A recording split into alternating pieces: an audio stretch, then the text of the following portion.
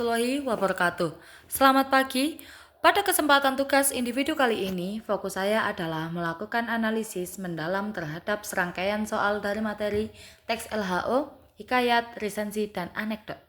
Tugas ini bukan sekedar menyajikan jawaban akhir, melainkan sebuah penanggung-jawaban akademis untuk memperlihatkan alur berpikir, justifikasi langkah-langkah penyelesaian, dan pemahaman komprehensif terhadap setiap konsep yang diuji. Melalui pemaparan ini, saya bertujuan untuk menunjukkan bahwa semua materi ini sudah tuntas, yang dibahas telah diselesaikan dengan metode yang paling akurat dan efisien, sekaligus mengidentifikasi potensi kesalahan umum yang mungkin terjadi. Mohon izin untuk memperkenalkan diri. Sebelum memulai pembahasan soal pada hari ini, izinkan saya untuk memperkenalkan diri.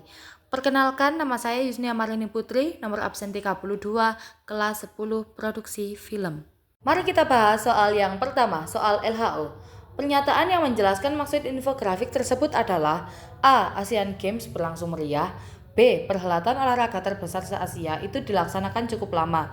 C. Ajang Asian Games juga dimanfaatkan untuk mengenalkan seni budaya Indonesia kepada para olahragawan mancanegara. D. Pemerintah DKI begitu serius dalam menyelenggarakan Asian Games itu kepada para tamunya.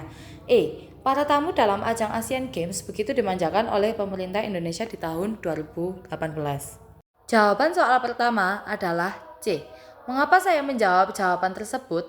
Karena judul dan isi infografik jelas menunjukkan wisata budaya bagi tamu Asian Games 2018 dengan jadwal kegiatan dari tanggal 25 sampai 26 Agustus yang menampilkan pertunjukan dan wisata budaya Betawi. Contohnya menonton wayang, tarian pencak silat, city bus tour, dan lain-lain. Serta keterangan bahwa tamu Asian Games terdiri dari atlet, delegasi, wartawan, dan ofisial. Itu menegaskan tujuan memperkenalkan seni dan budaya Indonesia kepada tamu internasional. Mari kita lanjut dengan soal kedua, soal hikayat. Sikap tokoh utama yang layak diikuti oleh Raihan adalah A. Keberanian, B. Kejujuran, C. Kesetiaan, D. Keuletan, E. Kepahlawanan. Jawaban dari soal hikayat adalah E. Mengapa saya memilih jawaban ini? Karena dalam cuplikan tersebut, tokoh Laksamana digambarkan sebagai sosok yang tidak gentar menghadapi bahaya dan tetap berjuang melawan musuh meskipun dalam situasi terdesak. Ia berani bertahan dan melawan musuh dengan menghunus kerisnya serta mencari tempat pertahanan untuk terus berjuang. Sikap seperti ini menggambarkan semangat rela berkorban, keberanian, dan tanggung jawab untuk melindungi pihaknya. Semua itu merupakan ciri utama dari kepahlawanan. Yang ketiga, soal resensi. Sebelum mengupas pemikiran-pemikiran mendasar yang muncul dalam filsafat seni, penulis mengangkat pemikiran tentang ilmu seni yang selama ini lebih banyak dilupakan orang. Ilmu seni harus dibedakan dengan seni. Seni itu soal penghayatan, sedangkan ilmu adalah soal pemahaman. Seni untuk dinikmati, sedangkan ilmu seni untuk dipahami. Simpulan untuk cuplikan tersebut adalah A. Banyak masalah yang dihadapi para seniman. B. Nilai filsafat terkandung pula dalam karya-karya seni. C. Penulis membedakan seni dengan ilmu seni. D. Seni ditunjukkan untuk dinikmati perang.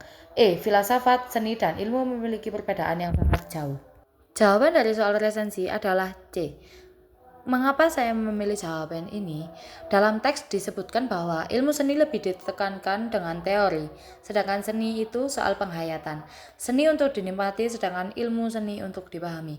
Kalimat tersebut jelas menunjukkan perbandingan atau perbedaan antara dua hal, yaitu ilmu seni bersifat teoritis dan untuk dipahami, seni adalah bersifat penghayatan dan untuk dinikmati. Jadi, inti dari resensi adalah penulis menjelaskan perbedaan antara seni dan ilmu seni, bukan masalah seniman atau nilai filsafatnya. Mari kita lanjut dengan soal anekdot. Dua orang siswa sedang berjalan-jalan di sebuah museum. Lalu, mereka melihat sebuah mumi. Di bawahnya bertuliskan 225 Masehi. Siswa satu berbicara, 225 Masehi itu maksudnya apa ya? Siswa 2 menjawab, mungkin itu nomor mobil yang menabraknya dulu. Simpulan anekdot tersebut adalah A. Banyak makna yang terkandung pada sebuah nama.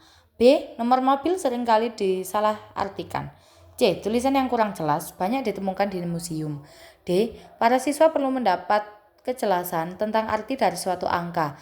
E. para siswa menganggap angka itu nomor mobil padahal angka tahun kematian mumi. Jawaban dari soal anekdot adalah E. Mengapa saya memilih jawaban E? Karena kutipan menunjukkan 2 siswa melihat mumi dengan label 225 Masehi. Karena tidak tahu arti label, salah satu siswa menebak secara keliru bahwa itu adalah nomor mobil yang menabraknya.